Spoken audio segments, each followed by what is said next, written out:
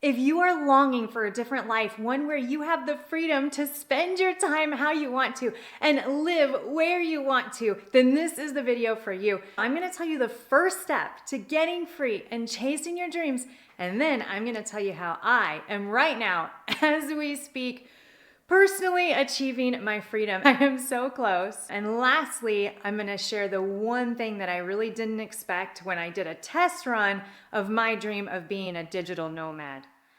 Whatever has you stuck, I totally get it. I've been in relationships that I never thought I could get out of, a business that I never thought I could get out from under. I've been overweight and I never thought I could lose it. And I currently live in a city that is breaking my heart because my family is here, but it is not where I belong. I live in the desert in a big city, and I feel like I belong on the coast, maybe California, maybe Oregon, maybe Washington, maybe the East Coast. I feel like I belong by the beach.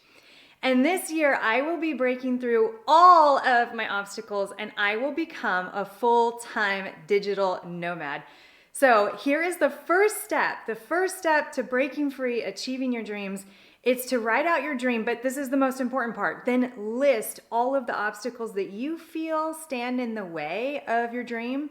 And under each obstacle, so as you write those obstacles, under each obstacle, write the first step that you can take towards freedom and try to make even the smallest bit of progress each day. So 365 actions a year will get you pretty far. So each day, maybe you don't know what to do next. If you're in a place where you're like, I don't know the next step, who can you call? Who can you ask for help?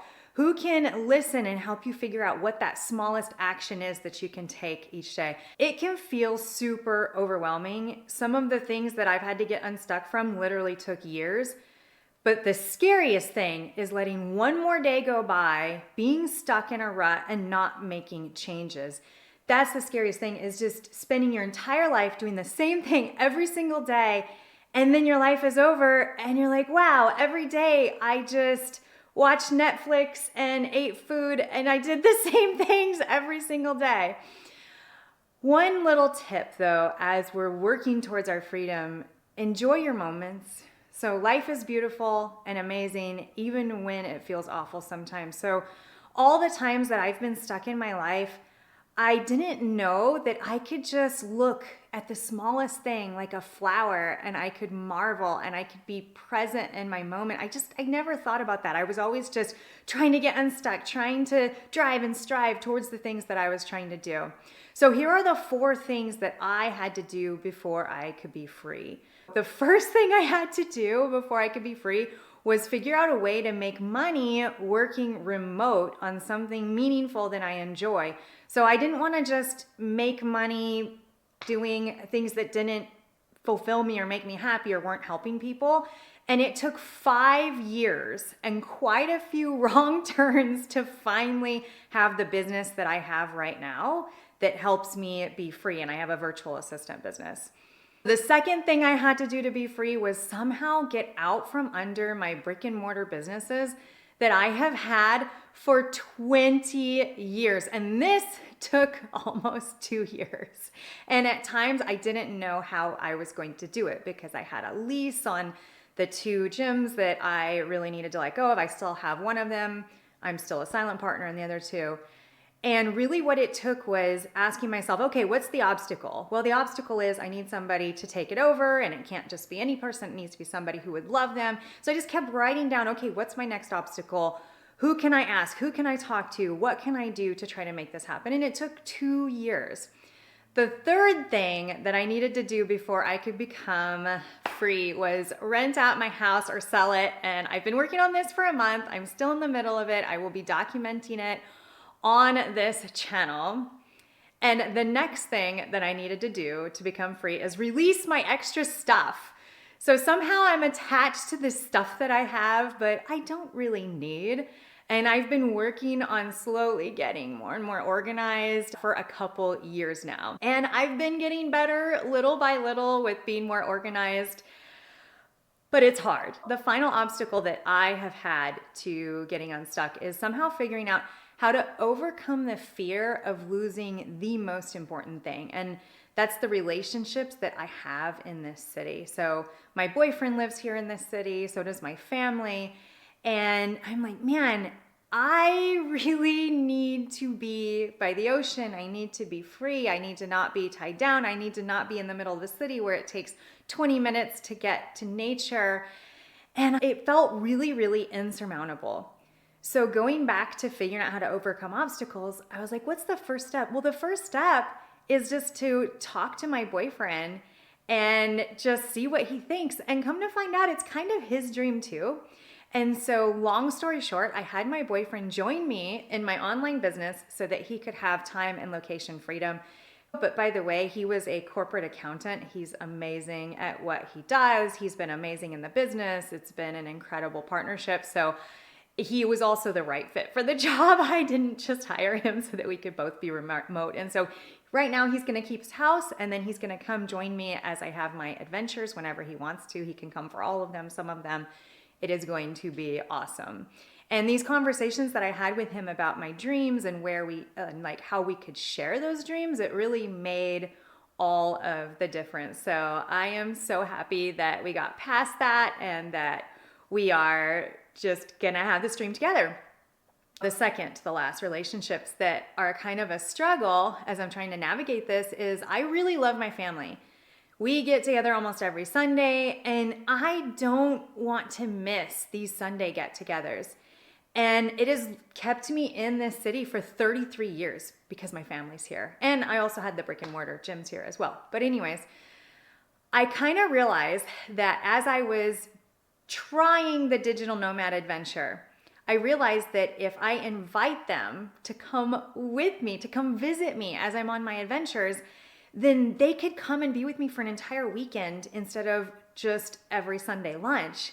And so my parents did come visit me on my most recent adventure, and it was absolutely amazing because we got to spend more quality time together. We got to wake up and have coffee together, take walks together, and it was awesome. So I'm like, okay, I'm overcoming these obstacles one by one, figuring it out.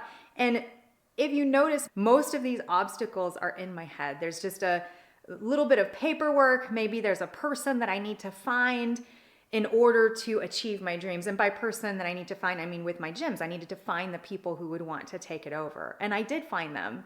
And it took a lot of work and a lot of heartache, but not as much as I thought. So the last thing that has kept me in this city is the network and the community that I have surrounded me, that I've built up over my entire adult life. But I realized they'll still be here. We have a global society now. We are connected online. All of us can be together in lots and lots of different ways. So finally, here's what I just didn't expect when I tried my dream of becoming a digital nomad. I thought that I would be so scared and so homesick, but I was only scared for the first night. I never missed my house or my stuff. And usually I always miss my house when I travel because my house is so comfortable and it's just how I like it, but not this time. I felt like I belonged near the ocean in a town where I can walk everywhere. And most of the trips I've taken, they're business trips or they're familial obligation trips, right? And this trip was really just me being by the ocean, being a digital nomad, making YouTube videos and working remote. And it was just amazing. I loved being in a town where I can walk everywhere. I loved that there were trees and flowers. And as I was there, living my digital nomad existence, it's like my house didn't even exist. So my parents came and stayed on the beach with me, so I didn't get homesick for, family because I had some come to visit me. And I realized if I keep inviting my family out to join me, they will. So how can I be homesick if my family's with me, right? And I'm talking about parents, brothers, and my nieces. So yeah, staying in amazing places, like places where I feel like my heart belongs, I did not get homesick. So here are the things that I have left to work on. I am currently renting out my house so that I can become a digital nomad, meaning I'll be traveling around and working at the same time. And I just had my first adventure after renting out my house as an Airbnb temporarily, but I did not like that experience of Airbnb in my house. It was too stressful, too many demands and I just want to either rent my house out completely or sell it. So I listed my house on Zillow. The next step, so we're always saying, what's the obstacle? What's the next step to overcome that obstacle? Is getting rid of a lot of stuff and figuring out where to put my stuff temporarily. And I did go live recently on YouTube as I started decluttering my junk room, and it was pretty fun. So if you haven't already, check out my playlist of how I'm becoming a digital nomad. I'll be sharing more about how I'm decluttering in the next video that I make, so stick around. And if this content feels good to you and you're interested in the journey, or if you're trying to become unstuck, definitely like, subscribe if it feels good. We'd love to have you. And I would love to hear in the comments what you're working towards. If you have a small channel, a YouTube channel that you're trying to grow, please comment what it is so other people can follow you as well. I love us supporting each other. I hope you're having a great week. Hope you're building towards your dreams little by little each and every day.